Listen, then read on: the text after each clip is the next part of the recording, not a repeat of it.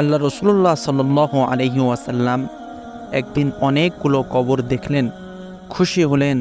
শেষমেশ একটা কবরের সামনে গেলেন, তার চেহারা মোবারক ঘামে পরিপূর্ণ হয়ে গেল। তিনি অস্থির হয়ে পড়লেন, দুশ্চিন্তায় চেহারা কালো হয়ে উঠল। আল্লাহ রসুল্লাহ সাল্লাল্লাহু আলাইহি ওয়াসাল্লাম পেরেশান হয়ে গেলেন। একজন সাহাবী রাদিয়াল্লাহু তাআলা আনহু জিজ্ঞাসা করলেন, ইয়া রাসূলুল্লাহ, আপনি এত পেরেশান কেন? রাসূলুল্লাহ সাল্লাল্লাহু আলাইহি ওয়াসাল্লাম অস্থির হয়ে বললেন, এই কবরের বাসিন্দার উপর ভয়ানক আযাব হচ্ছে, এমনই শাস্তি যা ভাষায় বলা যায় না। আহা, এই ব্যক্তির কি উপায় হবে? এ কথা বলেই রাসূলুল্লাহ সাল্লাল্লাহু আলাইহি ওয়াসাল্লাম সেই কবরে হাত রেখে দোয়া করলেন, কিন্তু রসুলের চেহারায় কোনো প্রশান্তি ফিরে এলো না। তিনি বললেন, দোয়া কবুল হচ্ছে না, কোনো রহস্যময় কারণ রয়েছে, সাংঘাতিক বড় পাপ করেছে এই কবরের বাসিন্দা।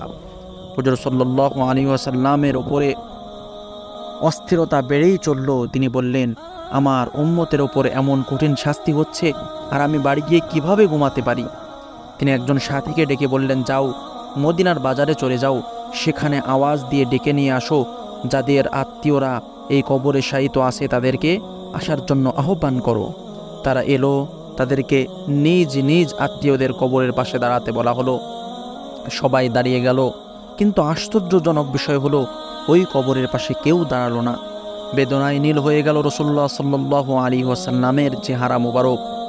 হঠাৎ করে দেখতে পেলেন এক বুড়ি ধীর পায়ে লাঠিতে ভর দিয়ে সেই বুড়ি দাঁড়ালেন সেই কবরের পাশে। রাসূল পাক সাল্লাল্লাহু আলাইহি ওয়াসাল্লাম স্বস্তির নিঃশ্বাস ফেললেন। তারপর বৃদ্ধাকে জিজ্ঞাসা করলেন, এটা কার কবর? বৃদ্ধা বললেন, এটা আমার ছেলের কবর। আপনার ছেলের কবরে ভয়ানক শাস্তি হচ্ছে।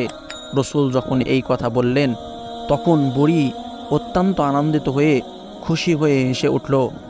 রাসূল বললেন, আল্লাহ মাফ করুন, আপনি মা, এই সন্তানের মা, অথচ আপনার ছেলের কবরে আযাব হচ্ছে আর আপনি খুশি হচ্ছেন? তখন বৃদ্ধা মা বললেন, শুনুন তাহলে ইয়া রাসূলুল্লাহ, এই বাচ্চা যখন আমার পেটে, তখন বাবা মারা যায়, সে পৃথিবীর মুখ দেখলো, তার কেউ ছিল না। আমি নিদারুণ কষ্ট সহ্য করে তাকে বড় করে তুললাম। তিল তিল করে সে বিয়ে করলো, স্ত্রীকে পেয়ে সে ভুলে গেল আমাকে। একদিন তার ভালোবাসার বউ কানে কানে কি যেন বলল, ছেলের আগে অধীর হয়ে মারতে শুরু করলো আমাকে। ক্ষত বিক্ষত হয়ে গেলাম, আমি জ্ঞান হারালাম। হুঁশ ফিরলে আমি প্রার্থনা করলাম আল্লাহ তাআলার দরবারে, দুহাত তুলে বললাম, হে আল্লাহ, তাকে কবরের শাস্তি দাও, অনন্তকাল ধরে দুনিয়াতে দিও না, চোখের সামনে ছেলের কষ্ট সহ্য করতে পারবো না। ইয়া রাসূলুল্লাহ, আমি এখন এজন্য খুশি যে আমার দোয়া কবুল হয়েছে। হযরত সাল্লাল্লাহু আলাইহি ওয়াসাল্লাম অত্যাচারিতা সরল প্রাণ এই বৃদ্ধার কথা শুনে চোখের পানি ধরে রাখতে পারলেন না। ওনার মুখ তার মতো অশ্রু গাল বেয়ে ফোটায় ফোটায় পড়তে লাগলো। একটু পর নিজেকে সামনে নিয়ে বললেন, হে বৃদ্ধা মা, আপনি আপনার ছেলেকে ক্ষমা করে দিন, ভয়াবহ শাস্তি পাচ্ছে। বৃদ্ধা মহিলা বললেন, ইয়া রাসূলুল্লাহ, অন্য কিছু বলুন, ছেলেকে ক্ষমা করতে আমি কিছুতেই পারবো না। নিরুপায় হয়ে হুজুর সাল্লাল্লাহু আলাইহি ওয়াসাল্লাম আকাশের দিকে মুখ তুললেন, কাতর স্বরে বলে উঠলেন, ইয়া আল্লাহ, এই বৃদ্ধাকে কবরের শাস্তি দেখিয়ে দাও। চোখের পলকে ঘটনা ঘটল, বৃদ্ধার চোখ বিস্ফোরিত হলো, সে প্রাণ ফাটা চিৎকার করে বেহুশ হয়ে গেল।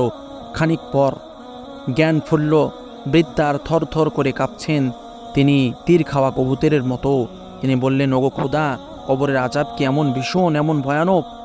ছেলের পুরো শরীর থেকে চামড়া উঠিয়ে নেওয়া হচ্ছে, তাকে মুগুর পেটা করা হচ্ছে।